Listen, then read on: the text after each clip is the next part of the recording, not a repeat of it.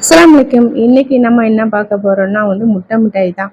இந்த முட்டை மிட்டாய் நேத்தே அவங்க கேட்டிருந்தாங்க. நான் இது செய்ய முடியலன்னு சொல்லிட்டு, நான் இன்னைக்கு காலைல செஞ்சு அனுப்பிடுறேன் மேடம் அப்படின்னு சொல்லிட்டு நைட்டே செஞ்சுட்டு காலைல செஞ்சு பார்த்தா, என் குட்டி பையன் என்ன செஞ்சுட்டான்னா, நான் செஞ்சு வச்சுட்டு அந்தன போனதுக்கப்புறம் அவன் ஒரு கத்தியை எடுத்து இந்த மாதிரி பீஸ் போட்டு அவன் சாப்பிட்டுட்டான்.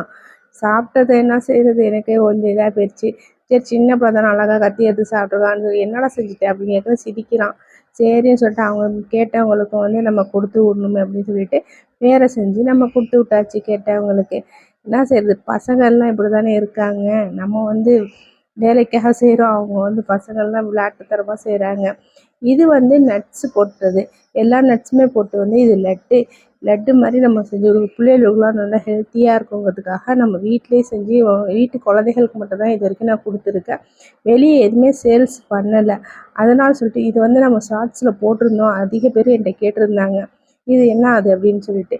இது நம்ம முந்திரி, பாதாம், பிஸ்தா, அதுக்கப்புறம் சில நட்ஸுக்கும் கொஞ்சம் சேர்த்து நம்ம ஹெல்த்தியாக இது ஸ்வீட் எதுவுமே சேர்க்காம நம்ம டேஸ்ட் மட்டும் சேர்த்து பேரிச்சம்பழத்துலேயே நம்ம லட்டு மாதிரி செஞ்சு இதில் கொஞ்சோண்டு பசுனை ஊற்றிக்குவோம். நல்லா மணமாக இருக்கும் சாப்பிட்றதுக்கு. இது சேல்ஸ் பண்ணவே இல்லை.